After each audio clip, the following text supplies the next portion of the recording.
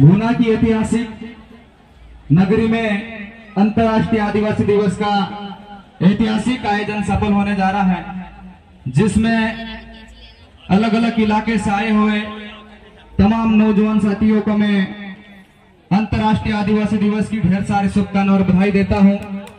सब साथी एक बार पुनः बैठ जाए, क्योंकि आज हमारे समाज की स्थिति दिन पर दिन बिगड़ती जा रही है। हम आजादी के बाद से आज तक नाचते कूदते आ रहे हैं, लेकिन आज आदिवासी समाज का अस्तित्व धीरे धीरे खत्म होते जा रहा है।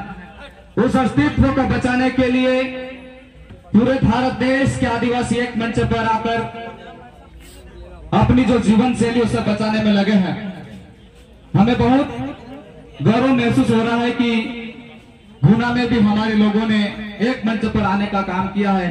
एक बार जोरदार तालियों की गड़गड़ाहट से आयोजन कमेटी का हम लोग पुनः बहुत बहुत आभार और धन्यवाद करते हैं। और इस ऐतिहासिक आयोजन को भारत देश में नेतृत्व करने के लिए हमारे मार्गदर्शक आदरणीय गजानन ब्राह्मणे जी को आज से 30 साल पहले 1994 में जिनेवा में भारत देश का नेतृत्व करने का अवसर मिला, जिन्होंने पूरी अपनी दमदारी से भारत देश का नेतृत्व किया। और 1994 में 23 दिसंबर को भारत देश को भी वहां पर सदस्य बनाया और आज पूरे भारत देश में आदिवासी दिवस बनाने का अवसर हम लोगों को मिला है। ये इनकी मेहनत है और इनकी कामयाबी है कि इन्होंने भारत देश का आदिवासियों का नेतृत्व करने का अवसर मिला है। आज हम लोगों को क्यों विश्व आदिवासी दिवस मनाना पड़ रहा है, यह बात आप लोगों को अच्छे से बताएंगे। हम लोग कोई वक्ता नहीं है, हम लोग आपके बीच में से निकले हुए एक सामाजिक साथी हैं। तो जैसा कि हम लोगों को ज्ञात है, इस आजाद देश में आदिवासियों की इस ऐतिहासिक लड़ाई में आदिवासियों की क्या भूमिका रही थी। इस देश में अंग्रेजों को भगाने के लिए 92% आदिवासी लोगों ने यहां से लड़ाई लड़ी थी, लेकिन आज इतिहास में किसका नाम जिक्र किया जाता है आप लोग तमाम साथी जानते हैं। हमारे लोगों ने आजादी की लड़ाई में आदिवासी समाज की खून की नदी बही थी, यह इतिहास के पन्नों में छुपाया गया। लेकिन हमारे क्रांतिकारी साथी जिन्होंने शहीद हुए, उनके मार्ग के साथ हमारे लोगों के बीच में हम लोग बता रहे कि हमारे समाज का अस्तित्व क्या था। आज वो समाज का अस्तित्व हम लोगों को गांव गांव पहुंचाने का हम लोगों को संकल्प लेना पड़ेगा। इस देश की आजादी की लड़ाई में सबसे ज्यादा खून की नदी बही थी, वो सिर्फ आदिवासी समाज की बही थी। लेकिन आज आदिवासियों के इतिहास के पन्नों में से नाम मिटा दिया है। उस इतिहास के पन्नों में हम लोगों को पुनः आदिवासी क्रांतिकारियों का नाम दर्शाने की जरूरत है। इस देश की लड़ाई में जिन्होंने उंगली नहीं कटाई, उनका 15 अगस्त दिल्ली के लाल किले से नाम जिक्र किया जाएगा, लेकिन इस देश के लिए अपनी गर्दन कटाई, उसका दिल्ली के लाल किले से नाम जिक्र नहीं हो रहा है। ये चीजें हम लोगों को दिल्ली के लाल किले से जिक्र करवाना पड़ेगा। जैसे आप लोगों ने देखा कि टंकिया भील का इतिहास देख लो, भगवान बिरसा मुंडा जी का इतिहास देख लो, जिन्होंने आदिवासियों के लिए जल जंगल जमीन की रक्षा के लिए लड़ाई लड़ी, आज उनका इतिहास धीरे धीरे खत्म होते जा रहा है।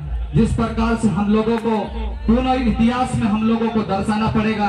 आज यहाँ पर पढ़े लिखे नौजवान युवा साथी है, इन नौजवान युवा साथियों को संकल्प लेना पड़ेगा कि आज हमारा समाज का अस्तित्व क्या था, आज हमारा समाज की पहनावा क्या था, आज हमारा समाज का संस्कृति क्या थी। आज वो संस्कृति धीरे धीरे खत्म होती जा रही है, उसको भी हम लोगों को पुनः जिंदा रखना पड़ेगा। जिस प्रकार से कहने का मतलब यही है कि आजादी से पहले जो हमारे समाज के जो पुरखों की जो व्यवस्था थी, जो व्यवस्था धीरे धीरे खत्म होते जा रही है, वो व्यवस्था डगमगाते जा रही है। उस व्यवस्था को गांवों में पुनः जिंदा रखना पड़ेगा, जब जाके गांव की एकता बनी रहेगी। ये संकल्प हम लोगों को इस मंच के माध्यम से लेकर जाना पड़ेगा, जब जाके हम आदिवासी समाज का अस्तित्व बचा पाएंगे।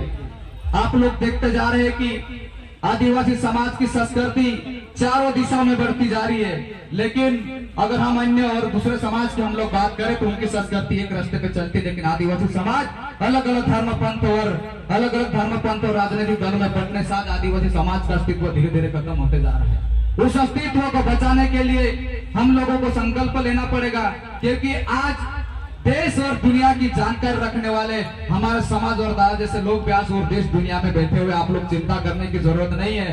जरूरत पड़ी अगर गुना के आदिवासियों के साथ में कुछ गलत हुआ तो पूरे भारत देश के आदिवासी गुना में आ जाएंगे, गुना में पाव रखने की जगह नहीं मिलेगी। ये हम लोगों को संकल्प पसंद है। तो हम लोगों को ऐसे ही एकता बनाई रखनी है। जैसा कि हम लोगों ने देखा इस देश की लड़ाई में सबसे ज्यादा भूमिका आदिवासियों की रही। उस जल जंगल जमीन को बचाने के लिए हम लोगों को संकल्प लेना पड़ेगा। आज नहीं तो आप लोग देख लो, कारपोरेट देश, बड़े बड़े बिजनेस वाले लोग आकर हमारी जमीन को धीरे धीरे खदेड़ा जा रहा है और आदिवासियों को भगाते जा रहे हैं और आदिवासी भगते भगते समुद्र के तरफ जाके बैठ गया है। ये स्थिति आज हमारे समाज में और ऐसी बहुत सारी बातें हैं। हमारे मार्गदर्शक साथी बताएंगे तो मैं इन्हीं बातों के साथ अपनी बात को यहीं खत्म करता हूँ। पिछले 3 सालों से लगातार दादा को यहाँ पर बुलाने के लिए काफी साथी कर रहे थे यहाँ पर आयोजन के टीमों ने, मैं इनका शुक्रिया अदा करता हूँ। और इस ऐतिहासिक आयोजन होगा तो हम लोग पुनः आपके बीच में आएंगे। बहुत बहुत धन्यवाद। आपकी जय जोहार, जिंदाबाद।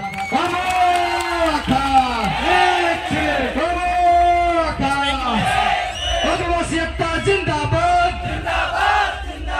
आदिवासी एकता जिंदाबाद। अरे भारत देश की रक्षा कौन करेगा? अरे भारत देश की रक्षा कौन करेगा? बहुत बहुत धन्यवाद आपसे।